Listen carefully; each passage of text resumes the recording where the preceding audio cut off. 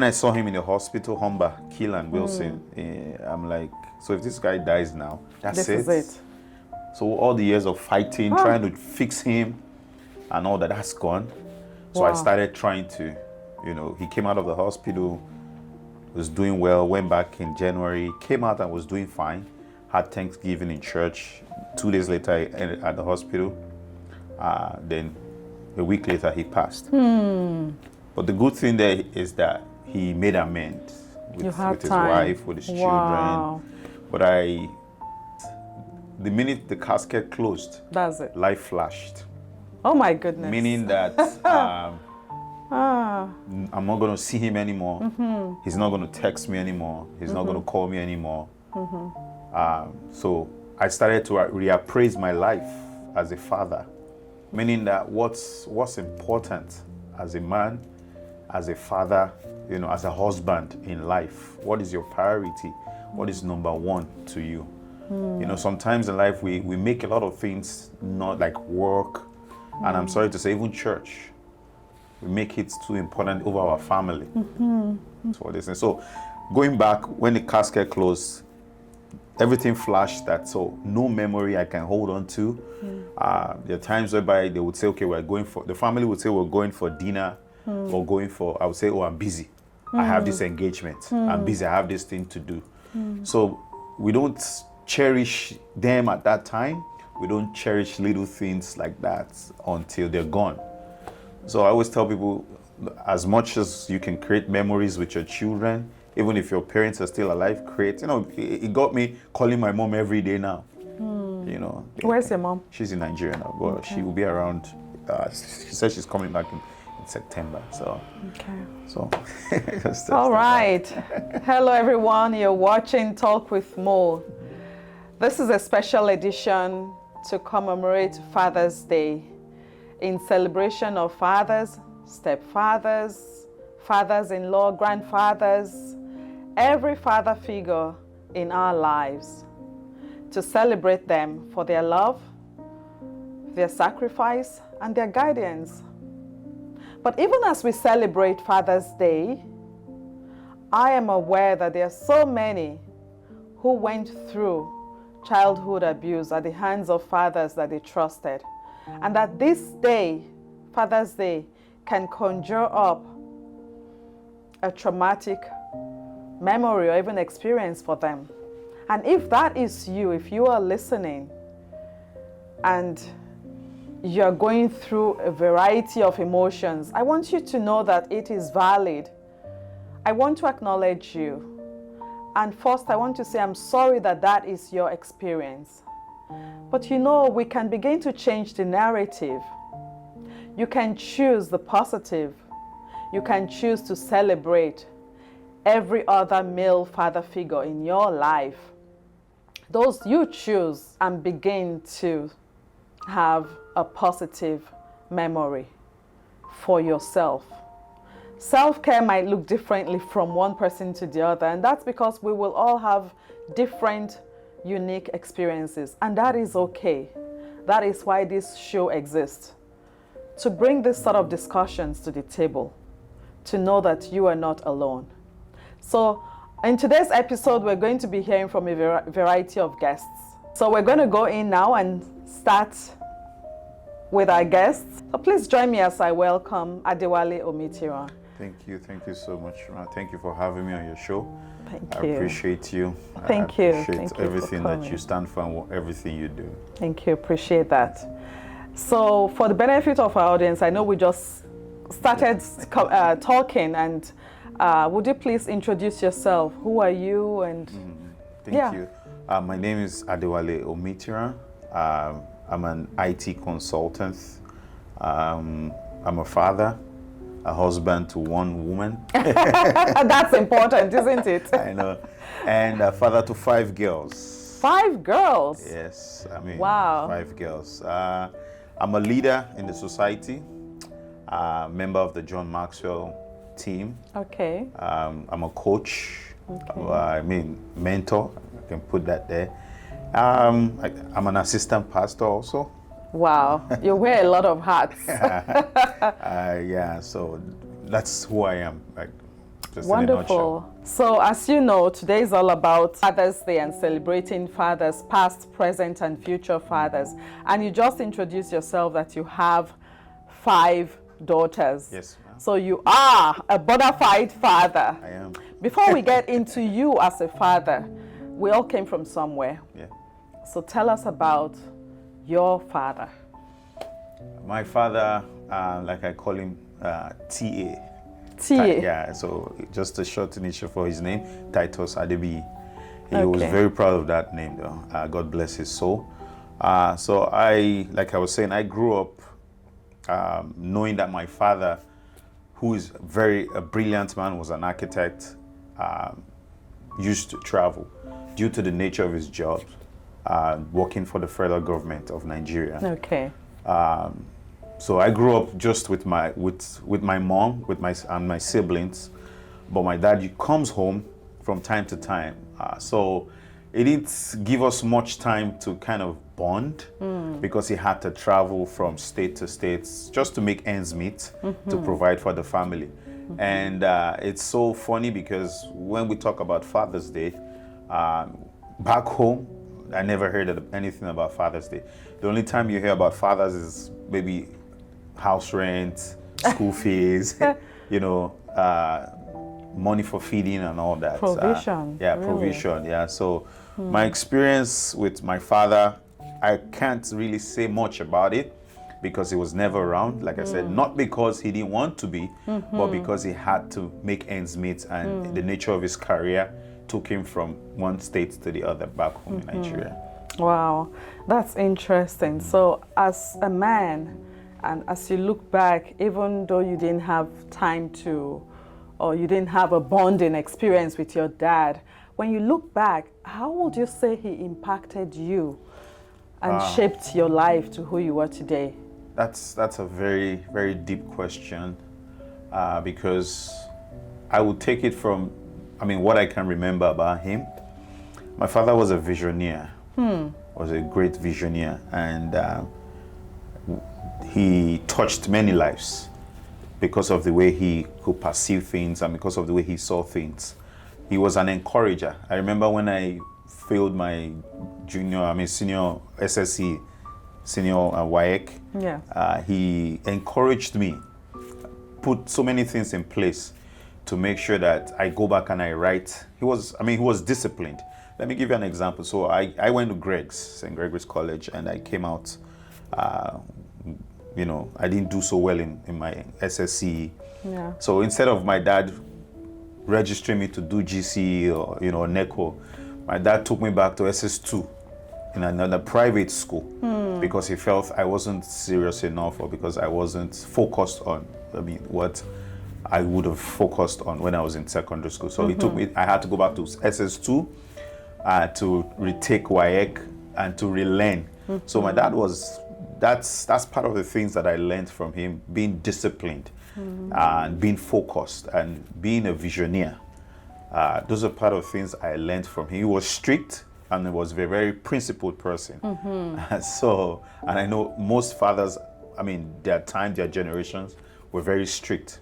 Like I said, there were fathers that when they come home, everybody, most times they're in the living room by themselves and their wives. Because it seems like those are the ones that were not afraid of them. Every other person were afraid of them.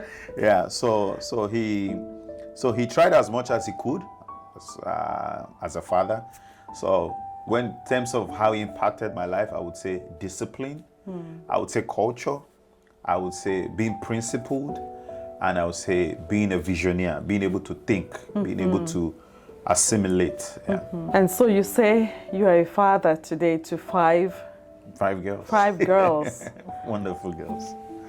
Brilliant. So I can't help but imagine, what did you learn from your dad as a father that, if any, that you are using or applying as a father today? Is there anything you look back and you say, yeah, this was how my dad parented, and I'm going to take that into parenting my daughters today? For me, the greatest is discipline. Discipline. Discipline, and if I have to put it in the context of the world we are in today, because there's a lot going on in the world right now in terms of parenting, in terms of upbringing, raising kids. Right. When we were growing up, there was no technology, there was no internet. So we grew up in the era whereby we waited for TV 4 p.m. and we had those lines, and the NTA comes up, and by 10 o'clock or 11, TV is off. Oh, But now you have 24 hours TV, you have the internet. So one of the things that I learned from my father was discipline. You know, he was not the most perfect person, but that area of discipline has helped me in such a way that I can instill it into my children. You know, to be able to shape them, make them focus on the right thing. You know, knowing good from evil, knowing the right thing, even if I don't have to be there for you to understand that this thing is bad. Not because daddy says so, but because I know it is bad. Wow. And I'm not going to do it. So discipline was one of the greatest thing I can say I saw with my dad, that he instilled in his children. And the greatest thing is, after my dad passed, I appraised his life, and I realized that I never caught my father in a lie. And the reason why was because he usually used to tell us, the truth shall set you free. No, even if they're going to kill you, speak the truth. I remember so many whoopings that I got to my siblings, my brothers, that we got just because we told a lie. I mean, we call it a little lie. Who ate the bread? It wasn't me. But it was you. Then we get a whooping, you know. So he usually says, don't lie. So I when he died, I told my older brother, I said, do you know, I thought about daddy's life and I realized that I've never caught him in a lie. A lie. Wow. You know, my father was quite disciplined. He worked for the federal government, and he used to tell us that if I make 10 naira or $10 and somebody gives me $5 every month, I would not live my life based on $15. I would live my life based on $10. Why? Because if the $5 does not come or stops, I don't want to be, you know, I don't want to base my life on that. Then I start struggling. So those are things that I learned growing up from my dad. Wow, that's interesting. So having girls, I am blessed with 4 girls myself, and I often wonder, is parenting girls different from parenting boys? So I think I'm going to have to ask you this. Do you think you will be a different parent, or would you parent differently if you had boys, or if you had a mixture of boys and girls? would you parent differently? I think with what I put my dad through or my mom through, I think I'm good with girls. You think you're good with girls? Because there was a time in school, I wasn't the best of students, you know, so I had a gang. We beat a boy, and they had to summon my parents. Even my dad came to school, and my dad said they should, expel us. Your dad said they should expel you out of school. That I'll go learn organizer or mechanic. And my dad was very strict. Yeah. So, you know, you trying to be a big boy in school, and your mom comes and slaps you in front of the whole school. So that was, so thinking of what I did back then, I think I'm good with girls. Yeah, good with girls. And I'm not saying this with a biased mind. Of course. And my other perspective is, I realized that a girl child is a blessing. They are the only ones that look back home. When we fought my dad, you're not doing this right. You didn't take care of us. You were never there. You were never this. It was only my sisters that would say, well, regardless of that, I know that this didn't happen. I know, but you know what? We still love him that, you know, like regardless. And up to his death, my younger sister was dead. With the last minutes before he passed, it was my younger sister that was there. She went to see him in the hospital, and she left, and they called her that he passed. So it's, and I don't blame the male child, because as a male child you have responsibilities. You get married, every responsibility is on you. So there's tendencies to think about your wife, your children, but a female child things home. It's a female child. I would say, "Are you okay? Is everything okay? We'll call you. Daddy, I just love you." I'm not saying this because I have girls, but I'm good with my girls. Yeah, of course. We're grateful for the children that we have. And can you remember the last conversation you had with your dad before he passed? Yeah. What was it about? So the last conversation was, so after the illness, when he got out of the hospital and he was doing fine, I made up my mind I would see him every Sunday. I didn't know, I was praying, I was hoping he would, stay a little longer. So after the experience in that December, and I thought, you know what, if this man passes away, is that it? So I made it a point of duty to make sure once a week I go see him. So every Sunday. So the last conversation we're trying to talk about I was trying to show him the Bible. That where the psalm that says your days will be 70 was written by Moses, and that was because of their lifestyle in the wilderness. That's why God was. But the original lifespan of man was Genesis chapter 6 verse 3, where God said, "My spirit will not abide with man forever, but his days shall be 120 years." So, and the Bible says it's appointed for a man to die once after death. So death is an appointment. So you can cancel that. So I was trying to, because their generation, they feel once they get to 70. So I was trying to, that was what the conversation of him. How old was he? He was 70, he was going to be 74. So he died in May, 2 weeks after he was supposed to be 74. Wow. If he was listening today, what would you tell him? I would just apologize. For what? I apologize for the way I acted over the years, because when I became a man and I realized I had the power to myself, I didn't get over the hurt of the fact that he didn't treat us nice. So I kind of neglected him. So times where there were opportunities to create memories, I consciously ignored it because of the way I thought in my head. So if you could hear me now, I would apologize. I would have just left him overlook his character, because nobody's perfect, and just create that bond with him. So I would, if I could talk to him, which is not possible, or is listen, I would just apologize to him and say, "Dad, I'm sorry. Sorry for being rude. Sorry for being ignorant. Sorry for not being there. There are days they will call me, I want to see you. I tell him, Daddy, there's video call. Call me on video call if you want to see me. So basically, I just apologize to him. Wow, so much to say. I know. If only we had time and everything was eternal here. I know. Wow, thank you for sharing that. So on this Father's Day, how are you celebrating? For me, Father's Day, definitely church, go to church, and I leave the rest to the wife and the girls to celebrate you. To celebrate me, Absolutely. So my daughter asked me a while ago, that, "Daddy, Mommy carried us for 9 months. Wow, I'm so proud of Mommy." I said, "Really? I've carried you all my life."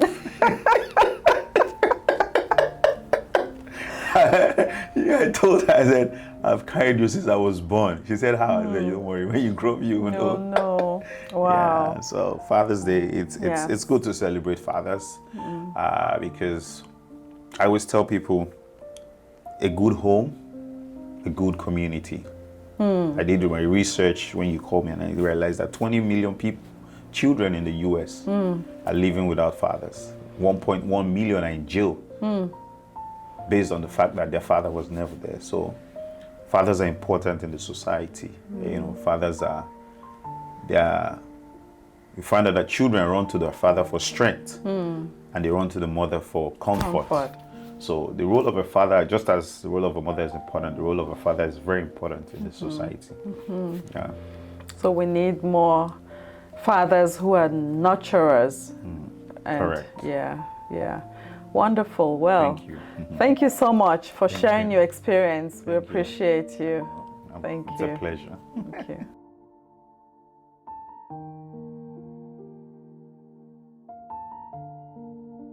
So our next guest on this Father's Day special edition is Odiri Ejari. Nice to have you here, Odiri. Nice to be here. Thank you so much for having me. Wonderful. It's a privilege to come on the show and be a part of this conversation about fathers. So thank you for Day. inviting me. Wow, Father's Day. Why don't you introduce yourself to us? Awesome. My name is Odiri Ejari. I am, in this case, I will start by introducing myself first as a daughter, a special daughter, and I will tell you why as the conversation goes on. I'm a wife. I'm a mother to 2 lovely children. I'm an IT professional as my day job, and my everyday job is being a mom, and I don't take that for granted. That's my introduction in a nutshell. Wonderful. So you are a special daughter. Tell us about, we're celebrating Father's Day, so I'm sure in this context you're talking about being a special daughter, especially to your father. So tell us about your father. So much to say about my father, but a bit of description about my background from my family side.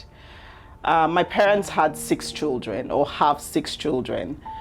I am the last of the 6 children. And there's a big gap between myself and my immediate older brother. There's an 8-year gap. So I am really the baby of the house, you know. It was interesting, my growing up, because at the time that I was fully becoming aware, my siblings had left home. So I was with my parents at home, you know, and there was a lot of attention. Like if I was out of the house for 1 minute, my father knew I was away from the house, you know, and I think that that's where the bond started. I call myself a special daughter to my father because we had a very special bond, and I've explained why. Because I was home alone with them when my older siblings had gone off to university and had started life. I remember so many memories about my dad. I remember as early as kindergarten, primary school, my dad was solely responsible for getting me ready in the morning. Oh, wow. When I was thinking about this, I remembered some specifics about him, you know, in that process. I remember how meticulous my dad was, how organized he was. I remember how he will put his things, he will put his underwear, his singlets, his shirts, his pants in that order, you know. At that time, it didn't make any meaning to me, you know, it was just daddy getting ready. And then he will get me dressed in my school uniform, and he will pin a white handkerchief to my uniform. You know, and I was reflecting on it recently, and I asked myself, was that handkerchief meant to be used? Because it was crisp, it was folded in a particular way, in a triangle, and pinned to my uniform. So when I played in school, I would always check if my handkerchief was there, you know. That's one of the many memories that I have of him. Did he ever tell you what the handkerchief was for? He never really had that conversation with me, but I'm sure he meant if there was a mess, clean it up, use that, you know. But in my young mind, it was too clean to use. So I wanted to show to him when I got back home that I still kept it, you know. I still kept it white. He was a very organized person. I particularly remember that my dad was a very present dad. Present for not just me, for all of my siblings. And I'm sure that if you had this interview with them, they all had their special experiences with him. For the records, my dad passed in December last year. I'm sorry about that. Yeah, thank you. It was a very traumatizing experience. We'll probably, if we have some time, talk about that. But he passed at 84. But I look back and I reflect on the memories that I have of him. I mentioned that he was a very present dad. And why do I say that? My dad was there for all of us, you know. He was never too busy to be there.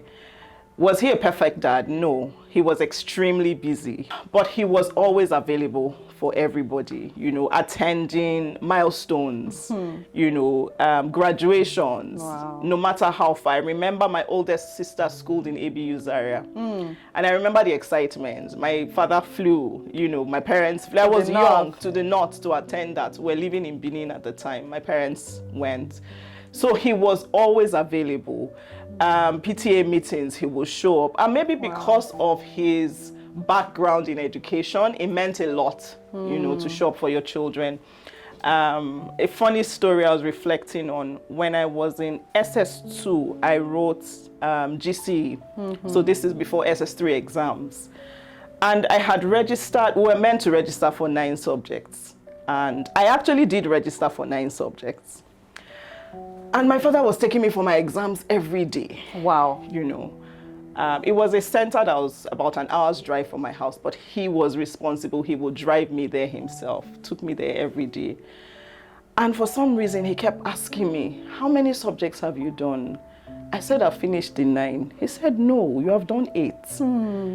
I said, Daddy, I've done 9. I was actually lying. I didn't like geography. I still don't know. So for us living in Canada, when they say go east, go west, that's gibberish. Just tell me go right, go left, I understand. You know, I didn't like geography, so I didn't write the exam. But he was very sure.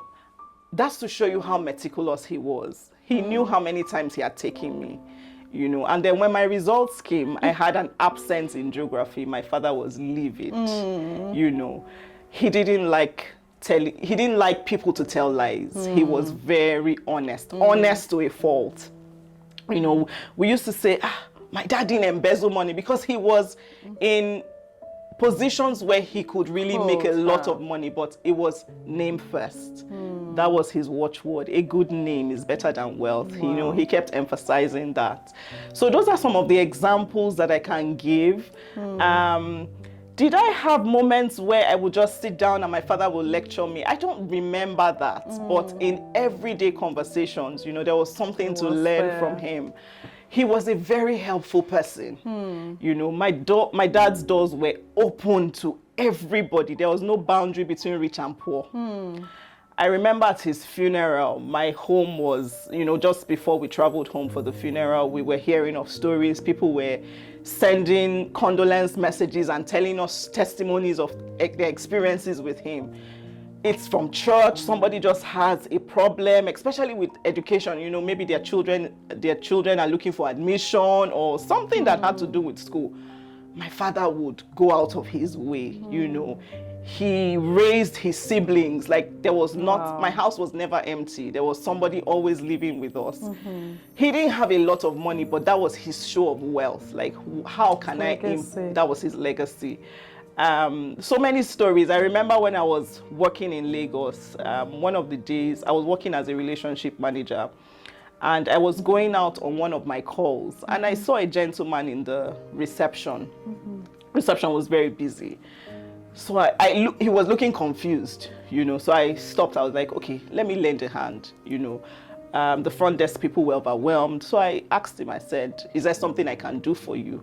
He said, oh yes, I was working with Stanbic Pensions at the time, and he said he was trying to register his staff. I said, okay, you know what, I'm going out now for a call, but I'll get one of my colleagues from inside to attend to you. This is my card. If you have any problems, call me, and then, you know, I can help you. He looked at my card, saw my last name. I wasn't married at the time, and he said, which Owigo is this? He said, was your dad ever a principal in Government College Ughelli? I said, yes, he was.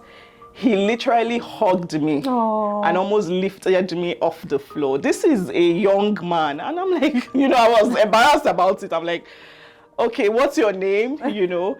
So he said, first things first, is your father still alive? I said, yes, he's still alive. He's retired, he's in Benin. And he said, your father was an amazing man. You know, that they were living in Lagos. They were Delta children that went back to government college to school. And as soon as he got to the school, his father introduced him to my dad, and my home became his home. His home, wow. You know? And that's how my relationship with that gentleman evolved over time. So he was very helpful, had a warm heart, you know, always had a smile on his face. Even when I reflect and I think about times where he was having difficulties, he didn't carry it so much on him. You know, when he met with people, he still tried to keep his smile. In his last days, he was ill. You know, he still had that smile on his face. Wow. You know, so there's so many things I can talk about him. He was a good dad, very present dad, always available, you know. I miss him for sure. I miss him. I miss him. He sounds like a remarkable man. He sounds like a remarkable man. Yeah. Well, I'm sorry for your loss. Thank you. So as you reflect on your dad, and this will be your first year without a Father's Day with him. What Father's Day memory do you recall or remember with your father? Like you mentioned, in our culture where we originally are from, which is Nigeria, I think Mother's Day was more celebrated than Father's Day. My parents are Catholics. I grew up in the Catholic Church. I think it was much later we started to hear, you know, talk about Father's Day celebration, and it wasn't very elaborate. You know, there'll be mass, they will call all the fathers out, they will dance to the front, sometimes reluctantly, you know, the priest will pray, and then that was it. So it wasn't particularly a tradition, you know, to say, oh, it's Father's Day, let me call daddy once in a while. But as I reflect now, I wish that we had that opportunities to celebrate fathers more.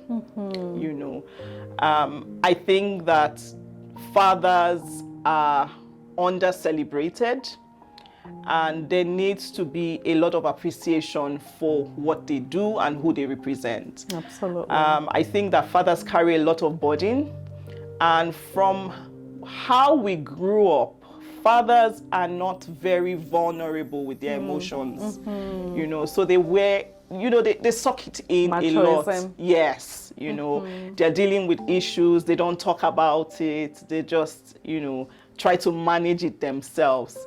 But I do think that fathers should be celebrated, and I'm glad that we're doing this now for next generation. You know, as I reflect, I wish I had those opportunities to celebrate my dad more, not just on Father's Day, but just out of the blues, and you know, to tell him thank you for how I was raised. So to your question, I don't remember any particular memory about Father's Day, you know, specifically. I think it's more a general, yes, I celebrated my dad, and maybe I should have done that more. Yeah. So, well, as you reflect on that, how are you going to change the narrative? Because you're married now and you have children. So how are you being intentional about celebrating the dad in your house today? Good question. Intentional is the word. I want my children to recognize the importance of their dad in their life. And it shows from how I celebrate him. You know, I want them to remember me as mom who celebrated our dad, and then they take a cue from that. You know, I want it to be a legacy that they remember, you know, not just on Father's Day. Not just on Father's Day. Yes. Daddy's birthday, we'll make a big deal out of it. There's a major milestone or achievement that daddy has had. We will make a lot of noise about it. So I want it to become a culture. Have I started to do that? Yes. Am I where I want it to be? No. You know, but this is a good reminder to keep that in front of me and say, remember, you want these children to recognize the importance of celebrating their dad. So I have to model that, especially now that they're still young. If your husband is listening, what Father's Day message would you want to send to him? And I'm also going to ask the same about your father. What message would you like to send to your father if the dad could hear? Okay, I will start with a message to my dad. I would say that I would say thank you very much, Daddy, for raising me, for being so proud of me. My dad was so proud of me. You know, he wanted to show me off to all of his friends. His special name for me was my chromosomes. My chromosomes. He had a friend who, if they say Odiri is around, he doesn't remember who that is. When they say my chromosome is around, he remembers me. You know, that was my dad's childhood friend. So I would say thank you very much to him for being a strong support system, for being a present dad, for being a devoted father. My parents were married for 60 years. 60 years. 6-0. Wow, not everyone has such blessings. Yes, and I remember my mom's tribute during the funeral. That was her gratitude to him. My father is a Delta man, and it's very typical for men in their generation to have many wives or concubines or children outside. When he passed, that was one of my fears. I was like, I hope no surprises, you know, but thankfully, not one. No step sibling, no girlfriend story outside. So he was a completely devoted man. Did they have the best of marriage? No, but they made it work. You know, so I would say thank you very much to my dad for honoring my mom.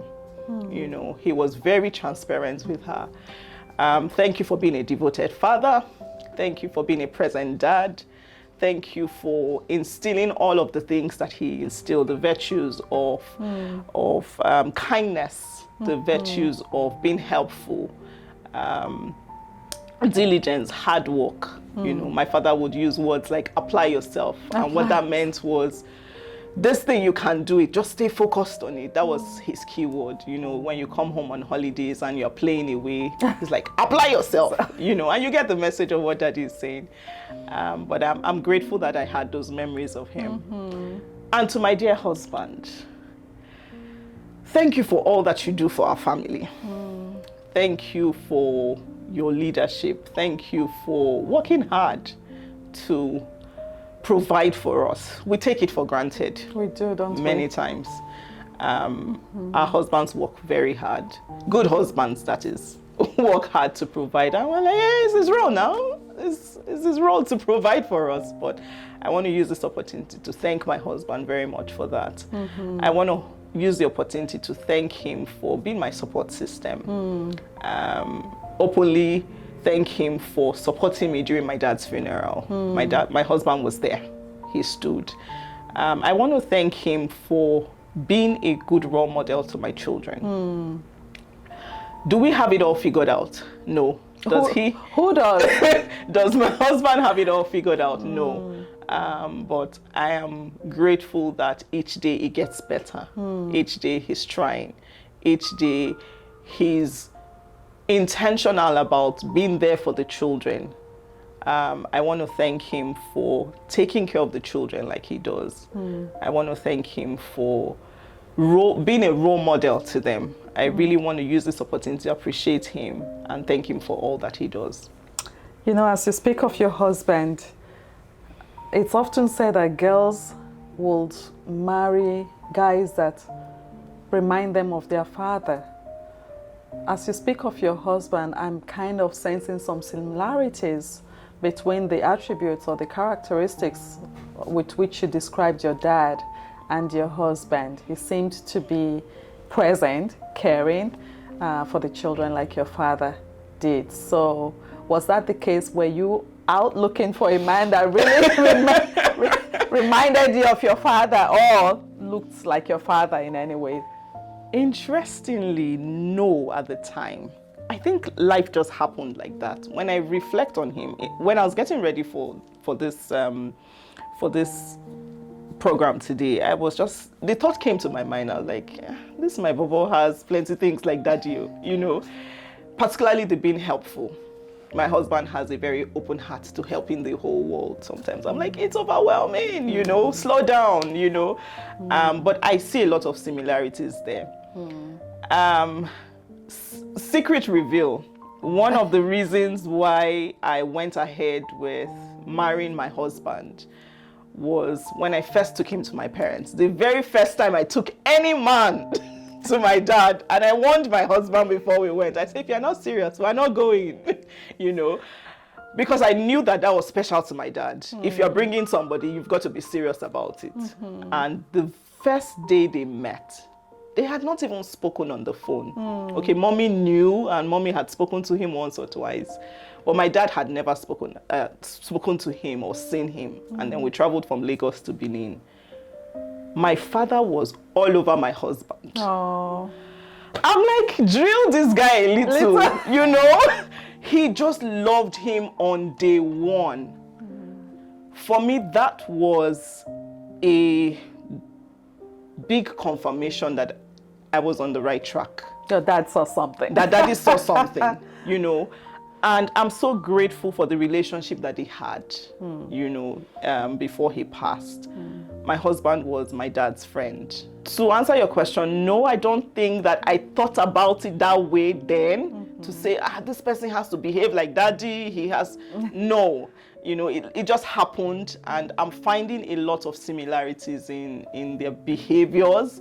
I'm finding a lot of similarities in how their outlook on life, you know, and yeah, it's a good thing. Well, I want to thank you for coming in today. I know this is all about fathers, but I thought we should hear from the women in the fathers' lives, their children, their daughters, sisters, and husbands, to hear from their wives. So hopefully we can share more insights and from different experiences with our viewers. But I want to thank you for sharing your own special experience with your dad. Again, once again, our condolences on the passing of your father. May his soul rest in peace. Amen. And yes, Amen. I wish your husband a beautiful Father's Day, and I hope you will send us pictures of how you all celebrated Father's Day this year. Thank you for coming. Thank you. Thank you for having me.